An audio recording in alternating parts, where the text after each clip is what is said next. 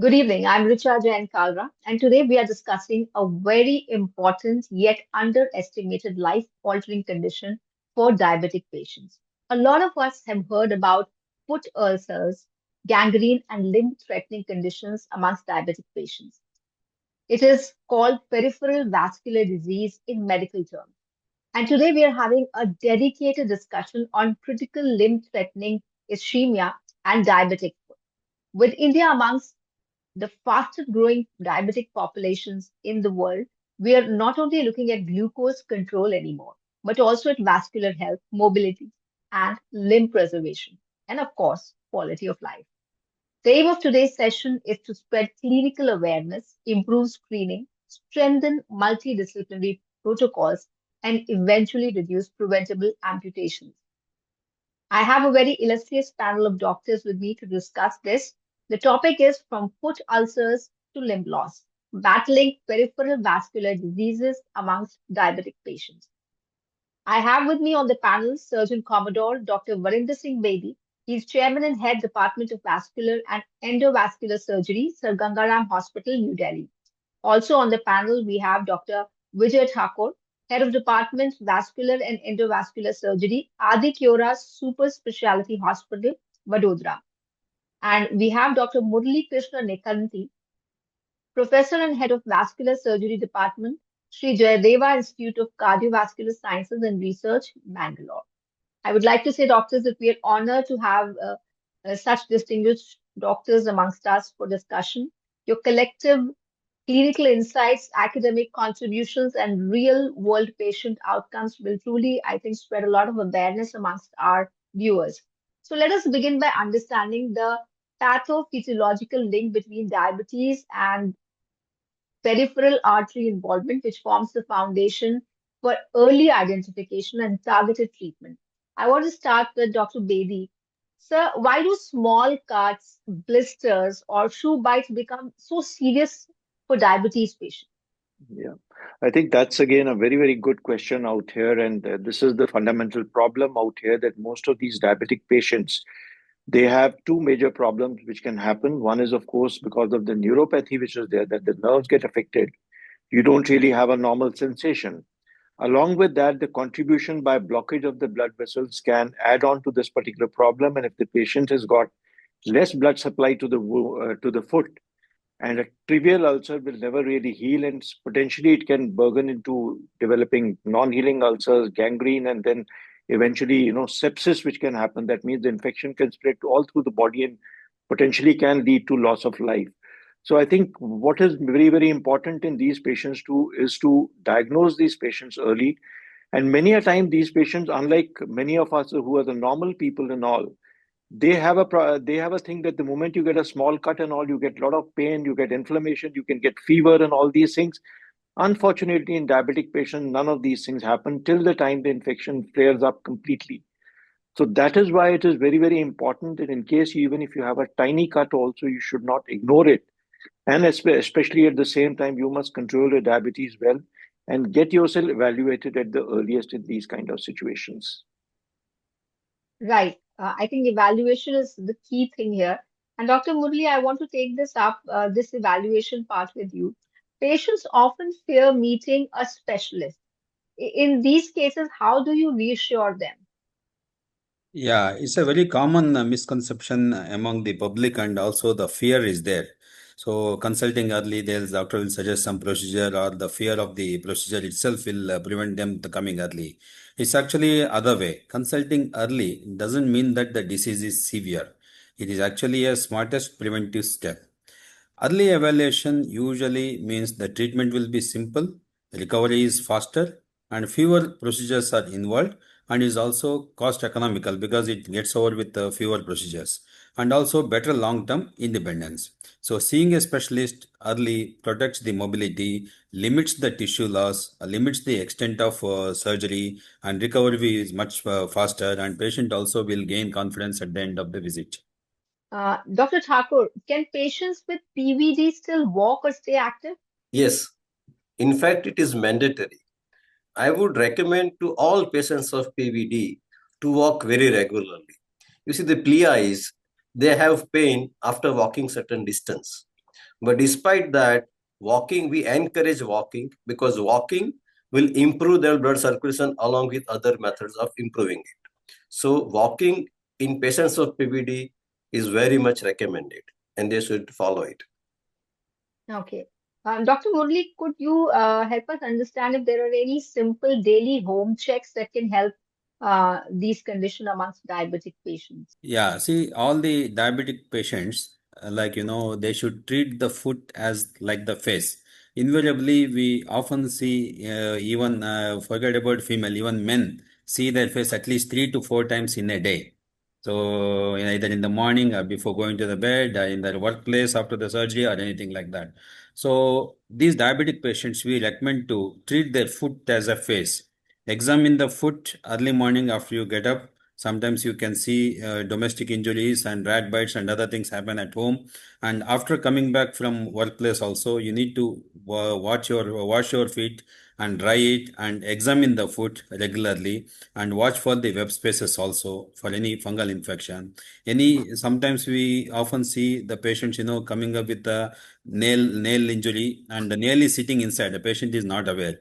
So unless you examine the foot, you can't detect these things. So treat the foot as a face. Right, well said, sir. Dr. Bedi, what kind of footwear would you suggest for diabetic patients to avoid these issues in foot? I think that is probably the cornerstone of the treatment. That is looking at the footwear that the kind of patients in India. Unfortunately, 50% of diabetic patients are in the rural areas and 50% in the urban areas. So walking barefoot is something which is very common. Many a times, a lot of people visit the various temples and everything. They take off their footwear. And diabetic patients, basically, the most important part, as Dr. Murli also elaborated, is looking after the feet. So wearing proper, comfortable footwear is the most important part out there. That in that sense, that you should not wear loose footwear because that causes friction, and friction can cause these kind of cracks and ulcers because these patients already have a dry skin. So optimum footwear, comfortable footwear like a proper cloth covered footwear or something of the sort which doesn't really hurt your feet, that is the most important part. There's specialized diabetic footwear also today which is available, which prevents these kind of ulcers from forming. So good footwear, neither a loose nor a too tight, because many a times we find patients who come to you wearing tight footwear and sitting or working for a long time, and suddenly they come with blisters in the feet. And this basically happens because the foot is totally compressed out there, and then they develop these blisters or sometimes even toe gangrene also. So I think comfortable footwear is the most important part. Wearing silicone insoles in certain patients again adds on to prevention of the ulcers. Okay. Dr. Thakur, would you like to give any message for the caregivers of such patients? Yes, caregivers are also very important in diabetic foot problems because diabetic foot patients at times also have some visual problems because of a diabetic retinopathy. So they themselves are not able to inspect their foot very well. In such cases, we tell near and dear people, relatives or friends or caregivers that you must inspect their foot every day. And when you notice anything abnormal in terms of change in color or a cracks or a blister or kind of a difference in temperature, they must report to a doctor and find out the cause of this change. Because if you pick these problems early in time, you can certainly prevent deadly complications, which could be a toe loss, limb loss, or at times a life loss. So caregivers form a very important part of this diabetic foot problem solution. And they should also, at times, we see elderly people, elderly diabetic people having foot issues. And these days, many of them stay all alone. So caregivers should also make sure that these patients are examined very regularly at the right interval to the right specialist. Right. Dr. Murali, let's talk about the physiology here. How does diabetes contribute physiologically to the development of diabetic foot and peripheral vascular disease? See, when considering the diabetes and limb, there are three important factors. First is high sugars, next is neuropathy, and third is infection.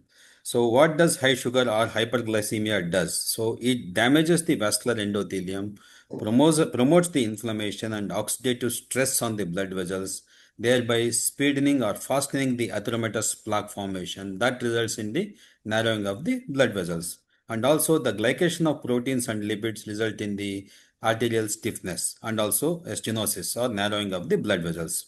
So when this high sugar and already existing neuropathy because of long-standing diabetes, patient will not have a pain perception. Because of the neuropathy, as Professor Bedi sir told, any injuries are not felt. Even if the patient steps on the nail or steps on the fire also, he'll not feel the pain perception. So when this high sugar has a neuropathy and neuropathy is combined, and the tissue loss or the damage to the foot is more often.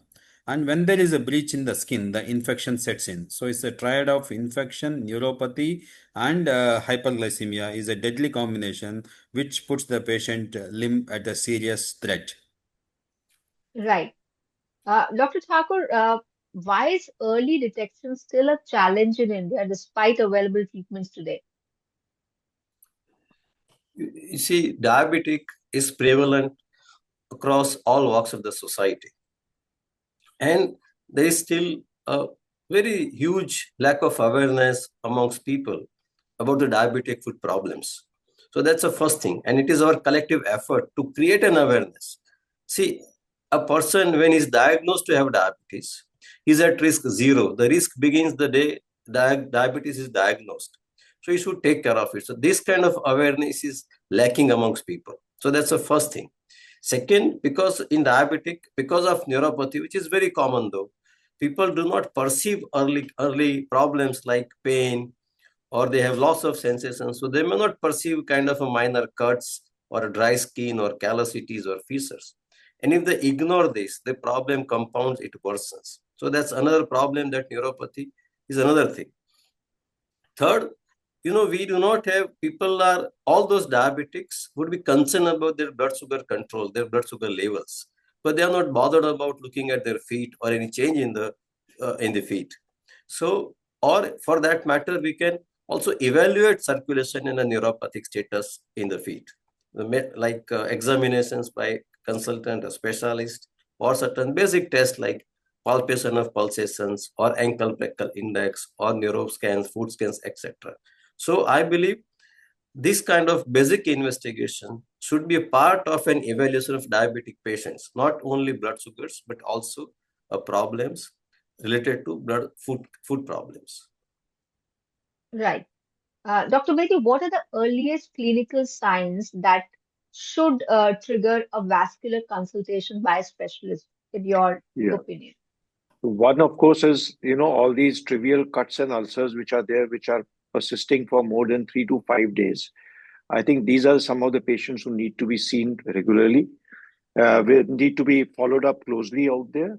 The second is, suddenly if you develop bluish discoloration, blackish discoloration of the toes, severe pain, numbness, difficulty in walking, you get up from the bed and then you can't even walk 10 steps and all that sort of thing. Along with this kind of bluish discoloration and pain in the legs, we call it calf claudication. These are probably the signs that there's an impending blockage or there's already a critical blockage out there. Severe pain added on to the whole thing. Like I said, the diabetics, otherwise they are asymptomatic. They don't really have much of a pain in the feet. But the moment you start getting that pain and all happening in the foot as well as in the calf and all, that indicates basically that these patients need to be evaluated as soon as possible. And not really, one shouldn't really be delaying the treatment with these kind of patients, because every hour is important. Every hour is important in these patients, and that can potentially lead to gangrene. And as we discussed, it can cause major morbidity and mortality out there. So, Continuing with you, sir, if the limb has to be salvaged in diabetics, what kind of advancements are available today at your disposal? yeah, so that is the best part, that today we have a variety of choices available to us. Once these patients come early to us, we need to assess them in terms of what is the level of the blockage which is there. If it's a chronic kind of a blockage, it means that it has happened over a period of time. This happens very commonly in diabetic patients and all. Today, we can do angioplasties starting from right from the abdomen downwards all the way around to the toes. So we can augment the blood supply and salvage these kind of limb by doing an angioplasty. In certain patients, we use stents. We have newer technologies like using drug-coated balloons, drug-coated stents, even in below-the-knee arteries and all. We have intravascular lithotripsy. So you have a surfeit of choices out there, but then you have to see which one is the best for your patient. It has to be tailored as per the patient and not as per what is available with you. But today, I think most of these patients, if they reach us early in time, and the fundamental goal in all these patients is to prevent major amputations. You don't want, if patient has come to you with a toe gangrene, you want to ensure that it does not spread into the foot, it doesn't go across the ankle, because then these patients are likely to undergo major amputations. Right. Uh, so, like you said, the treatment is tailored according to the patient's condition. I want to ask Dr. Murali, how important is multidisciplinary care in this regard? Yeah, so that's a very interesting concept, and it is yet to fully develop in India. Unfortunately, everyone feels they can treat the disease alone. And earlier days in the physicians, if you see, like, they check the pressures, they check the sugars, and food was often neglected. But thanks to modern day, because of the awareness, and most of the physicians in their diabetic clinics, they are having a non-invasive ankle brachial index measurement, and they are examining the food and also picking up the diseases early. So it's diabetes is a multidisciplinary team approach with the primary physician being the core. And once the wound develops, and it has to be, and if the patient has a compromise in the circulation, vascular surgeon who does both open and endovascular should be the core. And along with that, the team of physician, podiatrist, wound care nurses, infectious disease specialist, and not to neglect orthotist. Designing the offloading footwear is very, very important in preventing the recurrence of the wound and also to facilitate the healing of the wound. So in the Western countries, those who have, multidisciplinary team approach, they shown to have 70 to 80% reduction in major amputation. So it reinforces that limb salvage is a team-driven process. So my suggestion is like for cancer, we have a multidisciplinary team. Like that, we need to have a multidisciplinary team approach. And fortunately, most of the vascular centers have this team concept, and it is quite coexisting very well. Okay, so Dr. Thakur, what are the most effective preventive practices would you suggest for diabetic patients for limb salvage and diabetic foot? As it is often said, prevention is better than cure, which is very, very apt for diabetic foot problems. Because as I said, the day diabetes is diagnosed, the person should start taking care of his feet, because diabetic foot problems are going to happen in diabetic patients by 80 to 90% of times. So prevent those complications. They should first of all control the risk factors, like they should control smoking, high cholesterol, high blood pressures, and a very tight control of blood sugars. I tell all my patients that stop smoking and start walking. So I insist that they should spend some time on exercise, not only walking, but we also see in diabetic patients, especially elderly patients, they lose their muscle tone. They're weak.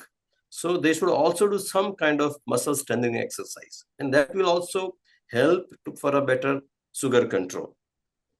So Right. one more thing is, as Dr. Bedi alluded, very right kind of a footwear is important. When you walk, you should walk. I also even say them that you should not walk barefoot anywhere, even at home or a stretch beyond. I tell them, even if you go to temple, you must wear some kind of a footwear to avoid any kind of foot injuries. If need be, don't shy. Seek for the medical consultation, as soon as possible, as early as possible, so as to avoid any late sequelae or late complications of the foot. And that these days, thanks to the social media, people have a lot of awareness about this kind of examinations, foot scans, ABI, etc. Right. Finally, Dr. Bedi, any message you would like to give to the diabetic patients and caregivers for Yeah, preventing these kind yeah. of conditions? I think my two eminent panelists out here have already mentioned the importance of examining your feet every day. I think one place which is there is one, of course, is the caregivers, the patient themselves. And then, of course, the physicians also who manage these patients for their diabetes. In fact, they should also be, having a look and then refer these patients to the vascular surgeons at the right time rather than waiting for things to happen that, yeah, it's a small wound, it'll heal on its own and all that sort of thing. False assurances. And this is something that we see in our practice every day. One patient comes and says that, okay, 5 days back, doctor, I had shown to so and so, and he said, your foot is absolutely fine. And today it's turned completely black, or there's a foul smelling discharge from there. So I think what we need to do is spread awareness about this one, and just to lay out one statistic which is there: a patient who undergoes in a diabetic patient who undergoes amputation, 1 in 5 of those patients will have a second amputation of the other limb also in the next 5 years. So you can imagine that if you have one major amputation on this side, then your 1 in 5 will develop and will need an amputation on the other side. So the most important part is that if you want to save a limb, you save a life, be aware, spread awareness also about this particular issue which is there, because sometimes 50% of the population in India, we see almost 80% of patients are diabetics out here. So we need to basically, focus on preventive aspects, as Dr. Vijay has also alluded. And that is the most important part. If you are able to provide primary care at the earliest, awareness at the earliest, and prevent all these things to happen, we can save all those limbs and lives. That's a great way to, I think, conclude this very important discussion because as far as diabetic foot is concerned, gangrene is concerned, and foot amputation is concerned, the chalta hai attitude would not serve any purpose. Rather, it will defeat the purpose of managing diabetes and good care. Thank you, esteemed doctors, for sharing such meaningful and actionable insights. And it's clearly evident that if screening, patient education, and timely intervention in vascular terms are prioritized, we can significantly reduce preventable amputations and improve quality of life. Thank you so much for joining us and sharing your time and Thank you. knowledge with us.